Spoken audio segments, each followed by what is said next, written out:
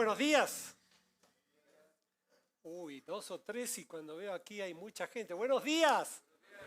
Eso, qué bueno, aunque esté cerca del mediodía, pero qué bueno que podamos estar despiertos en esta hora para poder juntos seguir tomando el desafío de la palabra de Dios.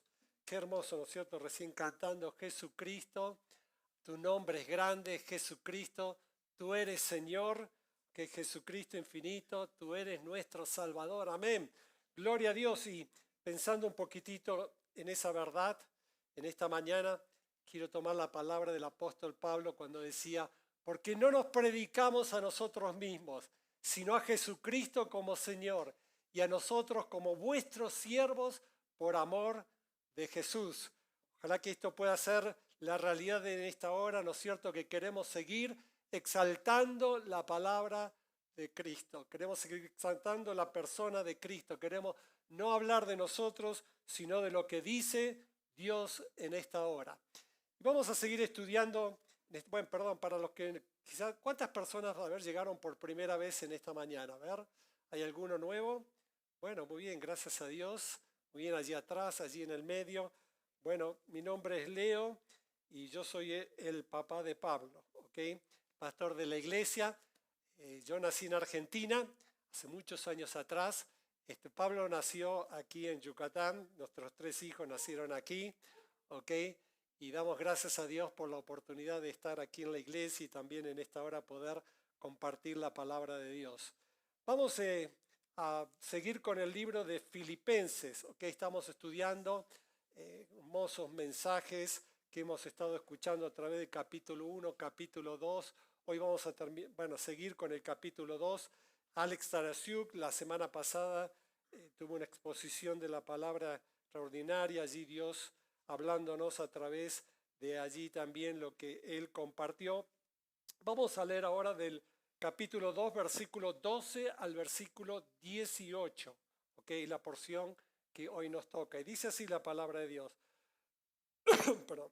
Por tanto, amados míos, como siempre habéis obedecido, no como en mi presencia solamente, sino mucho más ahora en mi ausencia, ocupaos en vuestra salvación con temor y temblor, porque Dios es el que en vosotros produce así el querer como el hacer por su buena voluntad. Haced todo sin murmuraciones y contiendas, para que seáis irreprensibles, sencillos, hijos de Dios, sin mancha en medio de una generación allí maligna y perversa, en medio de la cual resplandecéis como luminares en el mundo, asidos de la palabra de vida, para que en el día de Cristo yo pueda gloriarme de que no he corrido en vano, ni en vano he trabajado, aunque sea derramado en libación sobre el sacrificio y servicio de vuestra fe, me gozo y regocijo con todos vosotros. Asimismo, gozaos y regocijaos también vosotros conmigo. Vamos a inclinar nuestra cabeza y vamos a pedirle a Dios que Él tome su palabra y en esta hora la pueda aplicar a nuestras vidas y a nuestro corazón. Querido Padre, gracias. Gracias porque en esta hora tenemos tu palabra para escuchar tu voz. Y entendemos aún, Señor, que estás tú aquí, Señor. Tú mismo, Señor, tomando tus palabras para hablarnos, para en esta hora, Señor, también desafiarnos. Gracias, Señor, porque podemos confiar, Señor, en la obra del Espíritu Santo. Señor, háblanos, te lo pedimos en el nombre de Cristo Jesús. Amén. Muy bien, en esta mañana viendo un poquito este pasaje podemos ver a través de todo el capítulo 1, ¿no es cierto?, que hemos leído y parte del 2 ya, cómo Pablo está hablando aquí a los de Filipos, ¿no es cierto?, y está enfrentándoles a retos de lo que era la vida, la conducta que ellos tenían que tener.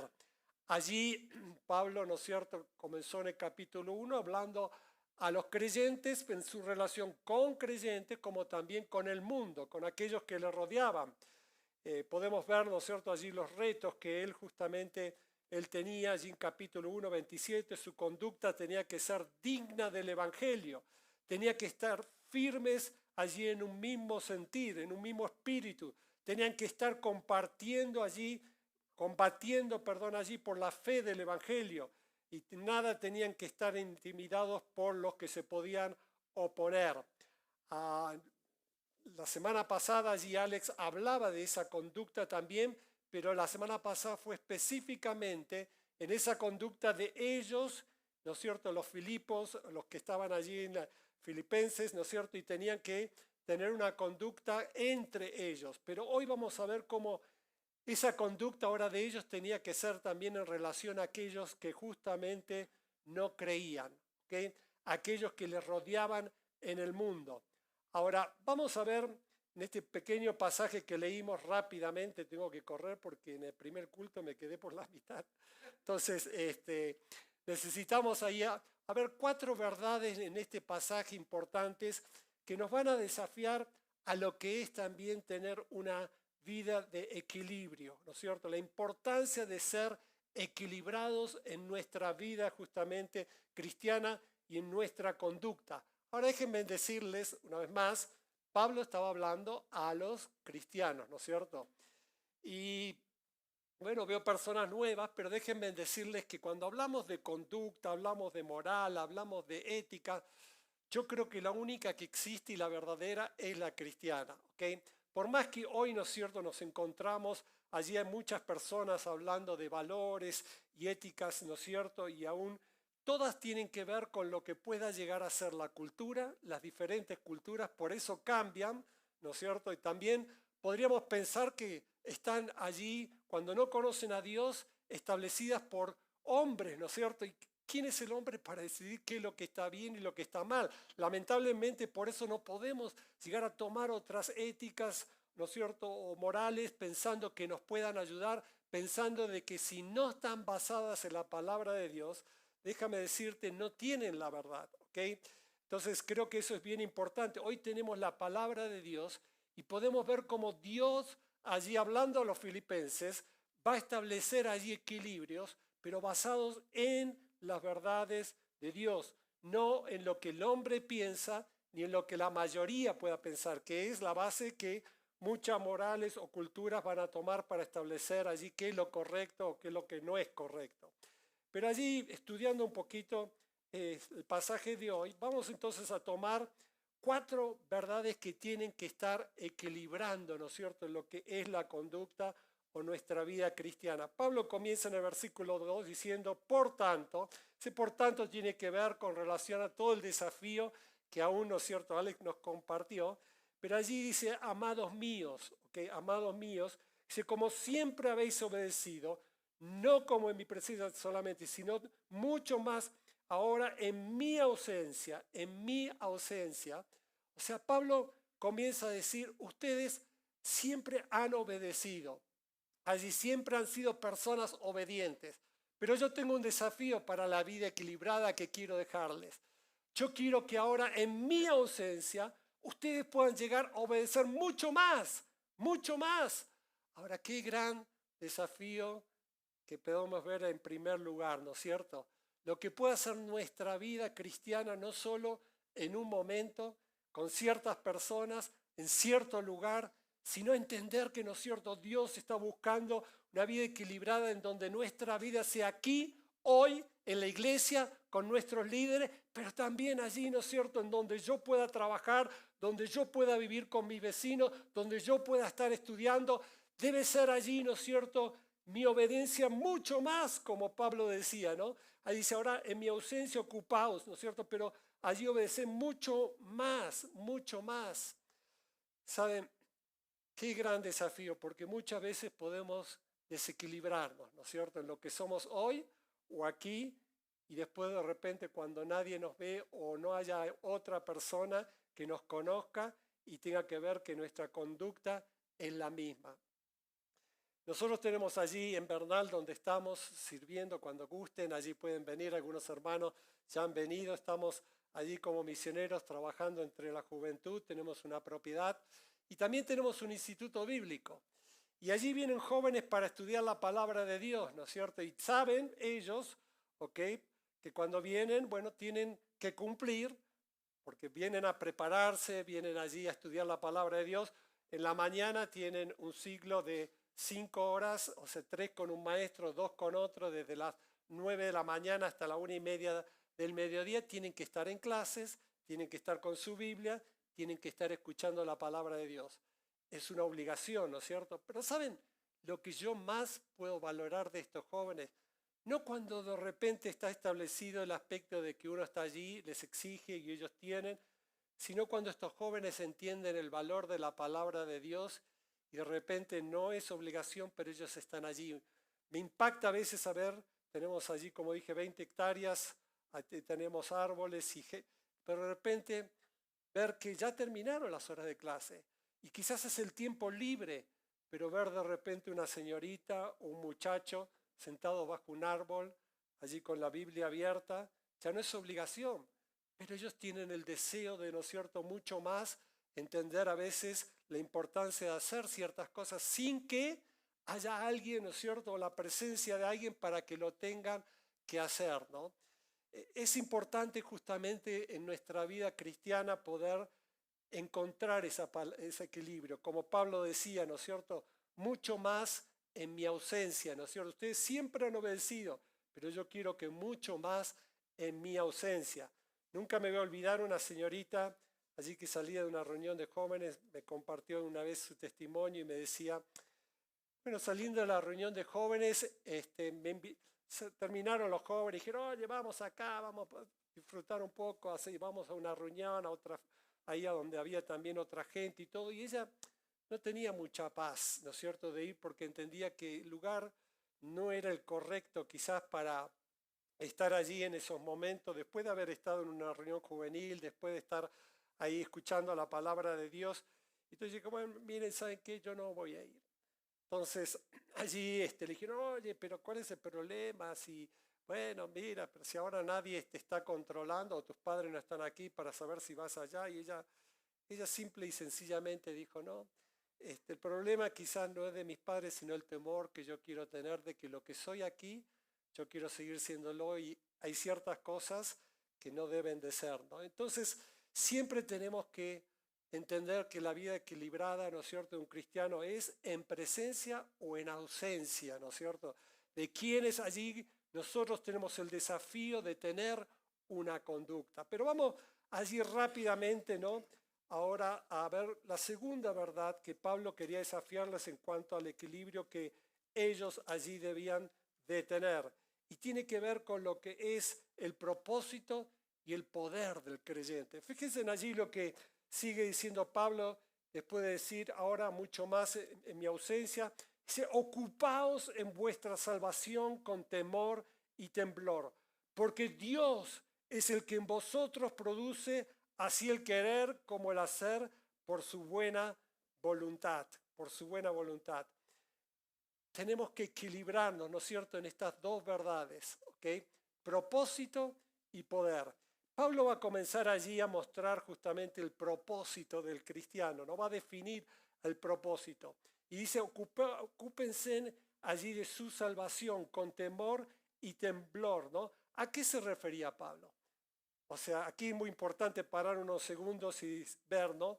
¿Qué debían ellos? ¿Hacer algo entonces para ser salvos cuando dice que debían ocuparse en su salvación? No, hermano, ¿sabes qué?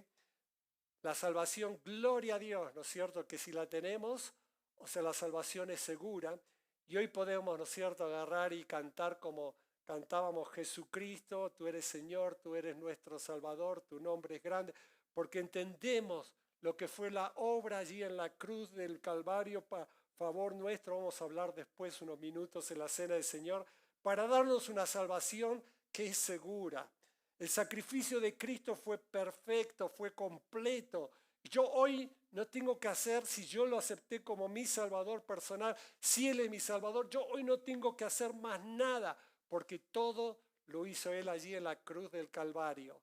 Gloria a Dios que hoy podemos saber que, ¿no es cierto?, también tenemos una esperanza segura a través de su resurrección. Después de Él haber muerto, Él haber resucitado para ver allí demostrar, ¿no es cierto?, su poder y darnos esa salvación que es segura. Pero ¿a qué se está refiriendo aquí? Pablo, cuando comienza el pasaje que leímos, dice, por tanto, amados. O sea, aquí yo tengo que entender que está hablando a aquellos que, ¿no es cierto?, ya habían conocido a Cristo y eran amados para Él. Pablo no les quería predicar el Evangelio para que fueran salvos a través de decirles que se ocuparan de su salvación. Ellos ya eran los amados, ya había una relación allí de cristianos, ¿no es cierto? Ahora, ¿pero a qué se estaba refiriendo? La idea es que la salvación que ya tenían la debían vivir por fe, ¿no es cierto? Debían allí ocuparse, usar allí todo de tal manera de trabajar, ¿no es cierto? Allí, de tal manera que pudiesen ellos confirmar, ¿no es cierto?, esa salvación que ellos ya tenían. La palabra allí ocupar tiene que ver con relación al trabajo, por ejemplo, que en aquel entonces podía haber en el campo, en una mina. O sea, se ocupaban allí en la mina y si se ocupaban, ellos podían obtener allí de lo que ellos se ocupaban, quizás metales preciosos en una mina. En la cosecha, ellos se ocupaban, ¿no es cierto?, allí en el campo trabajando, y si ellos se ocupaban de eso, ellos podían también obtener también allí frutos, ¿no es cierto? Es justamente, si llevamos todo lo que es el propósito de Dios a su fin, llevamos a cabo la razón de lo que es nuestra salvación, ¿no? Pablo se estaba refiriendo, relacionando a eso. Y vamos a poner un ejemplo, ¿no? Cuando una concertista tiene una magnífica composición, ¿no? Allí ella justamente no es la que agarró y hizo la composición, pero ella es la que tiene que desarrollar allí con sus talentos y ocuparse de esa obra que tiene para allí darle con todas sus habilidades, allí todos los músicos, darle allí a esa composición una orquestación para que todos los oyentes allí puedan disfrutar y puedan ser impactados a través de esa composición. Pero allí la concertista lo que hace es ocuparse de ya una composición, ¿no? Otro ejemplo así práctico sería, si yo me siento mal, o sea, bueno, yo sé que tengo que ir a un médico, ¿ok? Voy al médico y allí el médico va a agarrar y va a mirarme y va a determinar un diagnóstico de lo que yo pueda tener. Teniendo el diagnóstico, él va a agarrar y va a establecer una receta. Y entonces allí me va a dar la receta, pero yo tengo que agarrar e ir a la farmacia. Y allí el farmacéutico me va a agarrar y me va a dar la medicina. Pero ¿qué tengo que seguir haciendo?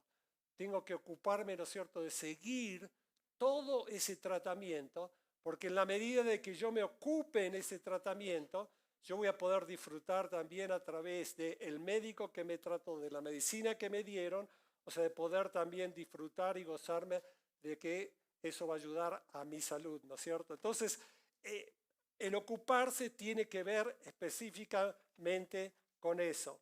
Ahora, pensando un poquito en el propósito, ¿cuál tiene que ser el equilibrio de lo que hablábamos con relación al equilibrio, equilibrando el propósito con el poder? Fíjense en allí lo que sigue diciendo después de ocuparnos de nuestra salvación con temor y temblor.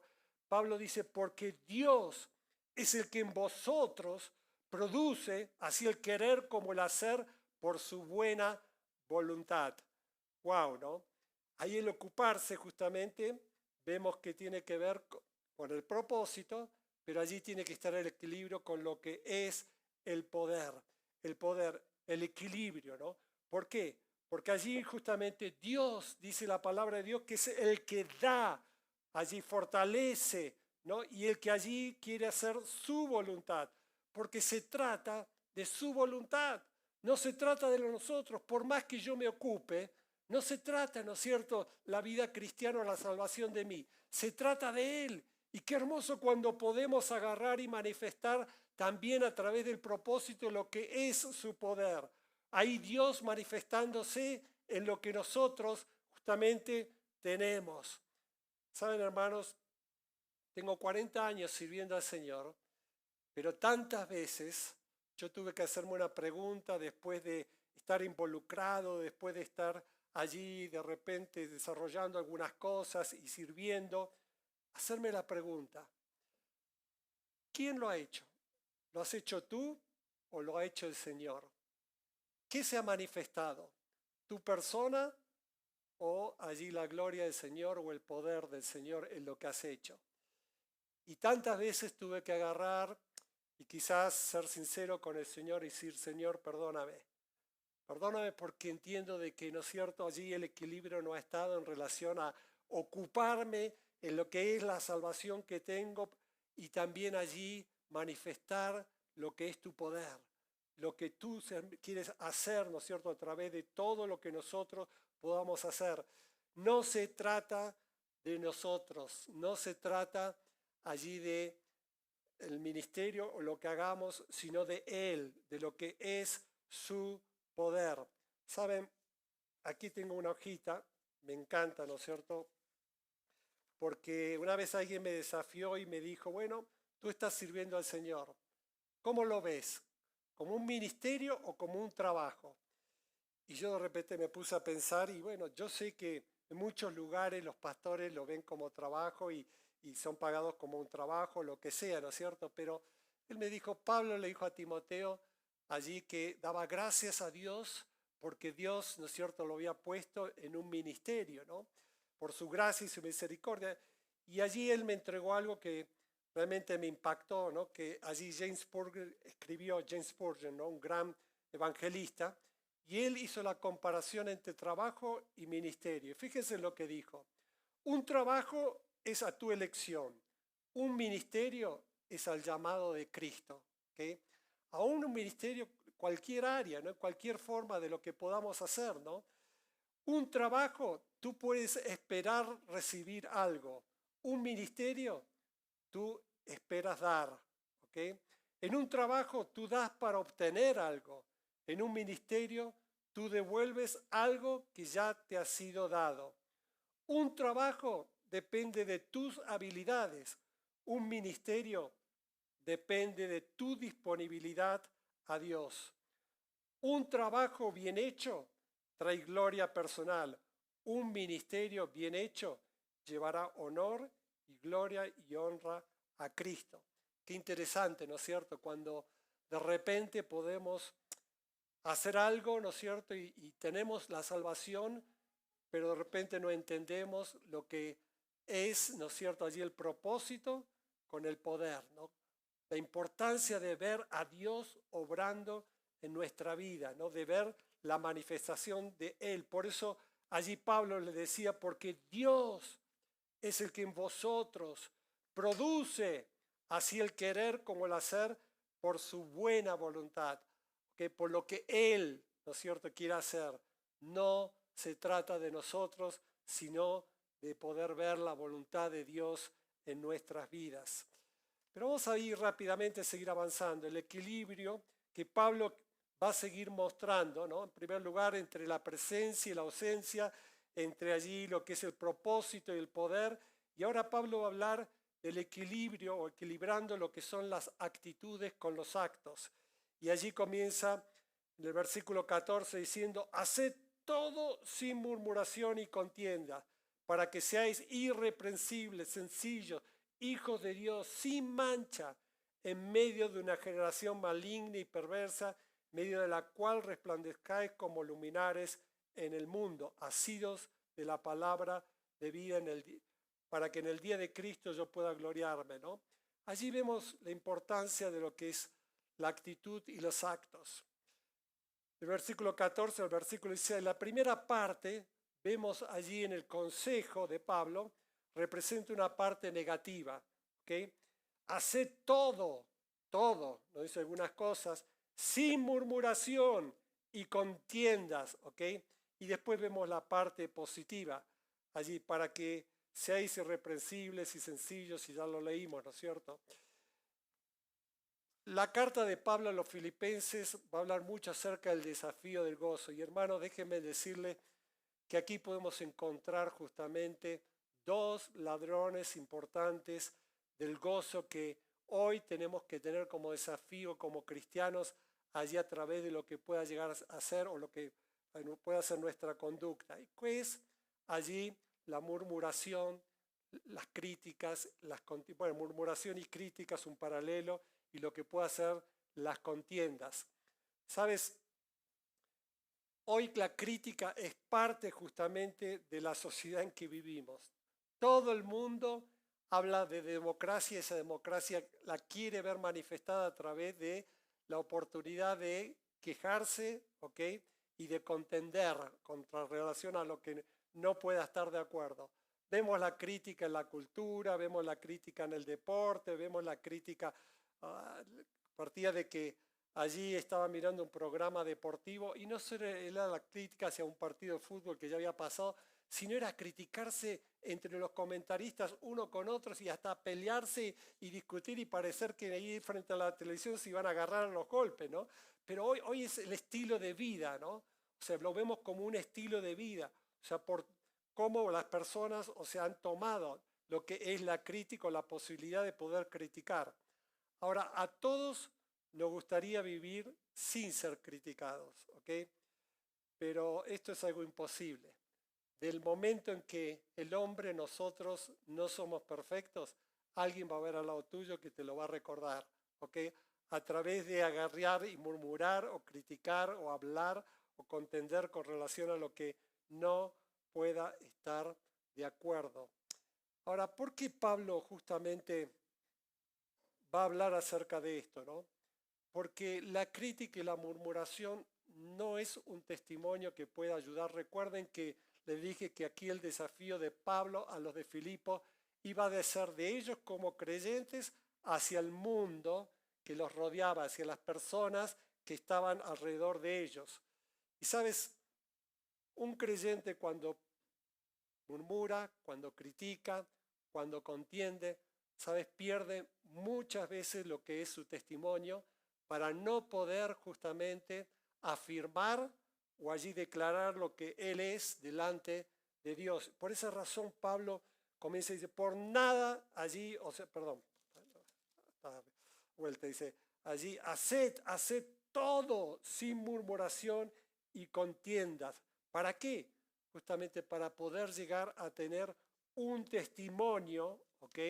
Un testimonio que pueda ayudar y no destruir lo que uno es como cristiano, ¿ok? Ahora vamos a recordar un poquitito la condición, ¿no? Y por qué Pablo va a hacer énfasis en esto. Lo vimos en domingos también pasados.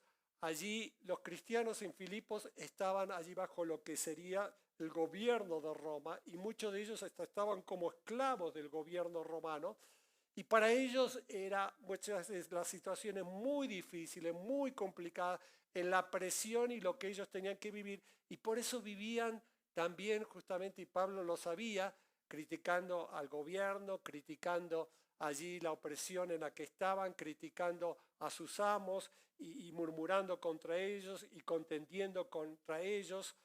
Ahora, la tendencia de ellos era esa, ¿ok?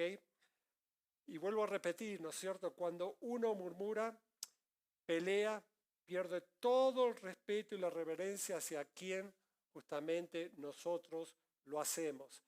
Y Pablo estaba muy preocupado por que los cristianos allí en Filipos pudiesen ganar allí a su alrededor aquellos que justamente estaban en tinieblas, como dice allí, que era una generación maligna.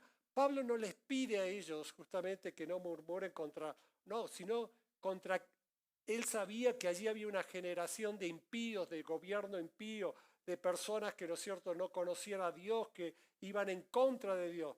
Pero ante todos ellos, o sea, Pablo quería ver de allí de la iglesia, de los cristianos en Filipos, un testimonio. Allí de personas que iban a agarrar y confiar en Dios. Y allí ante aún cualquier tipo de presión iban a entender aún estar sumisos a lo que podía ser la voluntad de Dios para ellos. Y eso iba a demostrar justamente quiénes ellos eran, ¿no? Por esta razón Pablo los exhortó a los creyentes allí en Filipos a respetar y a reverenciar allí a estos romanos impíos, ¿no? Ahora, es interesante que el desafío para ellos era justamente brillar, ¿ok? Brillar. Y me encanta aquí pensar en lo que dice Mateo capítulo 5, versículo 16. Así brille vuestra luz delante de los hombres, para que vean vuestras buenas acciones y glorifiquen a vuestro Padre que está en los cielos. Hermano, yo sé que este es un gran desafío para nosotros, equilibrar justamente las acciones, las actitudes, ¿no es cierto?, que podamos tener para poder justamente alcanzar a los que están alrededor nuestro, que llevarles el Evangelio, poder allí brillar, ¿no? Como dice allí Mateo 5, dice, así brille vuestra luz delante de los hombres, ¿no? Delante de todos los que Dios nos ha puesto para que nosotros podamos allí hacer que ellos puedan glorificar a nuestro Dios que está en los cielos, puedan conocer la salvación que allí hay en Cristo Jesús. ¿Okay? El creyente que vive en el mundo sin ser parte del mundo y se mezcla con los inconversos y trabaja para ellos, que debe tener una actitud reverente y respetuosa, de no quejarse, de no discutir, ¿okay? De ser irreprensible, allí como dice la palabra de Dios. Pero vamos allí rápidamente a ver una última verdad que Pablo va a desafiar en relación al equilibrio que tenemos que tener, ¿no es cierto?, en nuestra vida cristiana. Y allí Pablo capítulo 16, versículo 17, específicamente 17, dice así, en que sea derramado en libación sobre el sacrificio y servicio de vuestra fe, me gozo y regocijo con todos vosotros. Asimismo, gozaos y regocijaos también vosotros conmigo. ¿Saben? Aquí veo lo que es equilibrando, lo que es la seriedad con el gozo. ¿Okay? La seriedad con el gozo. Pablo es uno de los ejemplos quizás más grandes, así como ser humano, de lo que ha sido este equilibrio. Pablo dice allí, comienza diciendo que él allí iba a ser derramado en libación, allí como sacrificio en servicio por la fe de ellos. Estaba hablando algo serio. Pablo estaba entendiendo que quizás allí en Filipos podía llegar a ser que él estaba allí en la cárcel y fuera su último tiempo con ellos. Y él estaba hablando de esa entrega que tenía que ver con allí quizás terminar su vida, con que quizás eso pudiese llegar a ser lo último con ellos. Pero estaba hablando algo, ¿no es cierto?, que para quizás aún para ellos iba a ser wow. Pero Pablo sigue hablando y no se queda con la parte seria, sino que allí comienza también a hablar acerca del gozo, ¿no? Y dice allí, pero me gozo y me regocijo con todos vosotros, y asimismo gozaos y regocijaos vosotros también conmigo. Wow, wow. Hermano, tienes equilibrio, equilibras tu vida en lo que pueda llegar a ser difícil en tu vida, las pruebas que puedas estar pasando, las situaciones complicadas que puedas tener, y de repente no te quedas allí enfrascado en una situación en donde no te permite sonreír, no te permite aún dar testimonio, porque allí, ¿no es cierto?, lo único que miras es algo que es quizás trágico, difícil o complicado. ¿Sabes? Necesitamos equilibrar lo que es allí, lo difícil o la seriedad, con lo que también es el gozo. El gozo allí que Pablo hablaba era para que, bueno, él se animaba, él decía, pero también quería que otros se gozaran con él. ¿Okay? Ahora, una vez más la pregunta, frente a tantas situaciones difíciles alrededor tuyo, ¿buscas, encuentras también la parte para reírte, para gozarte quizás? ¿Sabes? Es muy sencillo, a veces tenemos que salir de esa situación y de repente hacer ciertas cosas que nos traen, ¿no es cierto? Quizás hay un descanso o nos traen también una forma de poder salir de esa seriedad y también mostrar al Señor de otra forma, ¿no? No sé, de repente salir a caminar, ir a un parque que nos pueda gustar, sentarnos a ver una película o mirar algún deporte favorito, pero necesitamos hacerlo, ¿no? Alguien dijo que la risa produce varias cosas. En primer lugar, distrae nuestra atención, reduce las tensiones, cambia nuestra esperanza, aumenta la producción de endorfina, que es el analgésico natural que tenemos en el cuerpo, la risa cambia la tendencia también de nuestra mente, ¿okay? Y de lo que es la seriedad. A veces creemos que es dolor, pero ¿sabes algo? Puede ser que sea demasiada seriedad, no es dolor, porque estamos demasiado compenetrados en algo y no entendemos de tener el equilibrio también de poder buscar, ¿no es cierto?, una situación diferente. Cuando estamos demasiado serios, necesitamos justamente hacer algo para que cambie lo que es la seriedad. Termino con algunos ejemplos, ¿no? O sea, porque siempre me llamaba la atención de algunas cosas que uno no puede ver el equilibrio. Estábamos sentados en un restaurante con un matrimonio, allí amigo mío, un hombre también, que él ahí estaba, bueno, sirviendo al Señor, haciendo muchas cosas, y de repente vino una niña al lado de nuestra mesa. Estábamos en un buen lugar comiendo una comida riquísima, y de repente la niña viene, se acerca, hay una niña que se ve que no tenía para comer, y le pide algo, y este hombre agarró, tomó su plato, toda su comida sin haberla tocado, y dice: no puedo comer. Y yo le dije: ¿por qué? Si no puedo pensar en que personas teniendo tanto hambre, yo pueda estar comiendo algo tan rico. Yo le dije: no, ahí es donde muchas veces tenemos que entender, ¿no es cierto?, cómo puede haber un desequilibrio en no ver que hay situaciones. Alguien me agarró y me dijo: no puedo estar contento viendo la gente estando tan mal o con tantas preocupaciones. ¿Cómo no puedo estar contento?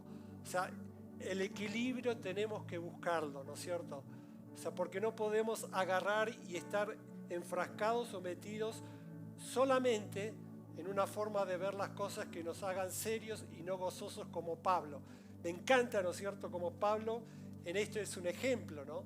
Él decía: mi vida la estoy entregando en libación por sacrificio hacia ustedes. Y estaba hablando allí de su muerte, pero decía: pero me gozo, y me gozo aún, y quiero que ustedes se gocen conmigo. Una vez conocí también un empresario cristiano muy bueno, pero que él decidió hacer algunos viajes a la selva, al Amazonas, para ir a ayudar a algunos misioneros, ¿no es cierto?, estaban trabajando allí. Y una vez llegó a su casa y allí estaba su esposa, y él justo venía de un viaje, y me dice: oye, ¿qué piensas? Me dice: cada vez que mi esposo viene de viaje dice: uy, ¿cómo tenemos una tele tan grande cuando en la selva no hay nada? Uy, pero ¿cómo podemos estar? Y quería hasta vender o deshacerse de todo, porque habían otros que no tenían nada, ¿no es cierto?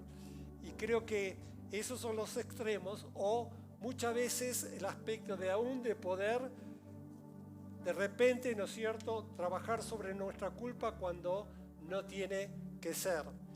Alguien dijo: hay lugares de descanso, hay lugares de recreación, hay lugares de deportes, hay lugares de dieta, y hay lugares de culpabilidad. Y esos lugares de culpabilidad muchas veces pueden llamarse iglesia, ¿no es cierto? Porque de repente no tenemos el equilibrio de lo que es lo que Dios puede hacer, lo que Dios nos puede dar, lo que Dios también nos da para disfrutar, y creemos que, ¿no es cierto?, muchas cosas de repente están mal, ¿no es cierto?, cuando quizás no está mal. Por supuesto, entendemos que la culpabilidad sobre el pecado la tenemos que aceptar y está mal, pero no sobre muchas otras cosas, y allí eso nos hace no mantener un equilibrio. Ya hace 10 minutos está tocando el órgano, así que tenemos que terminar.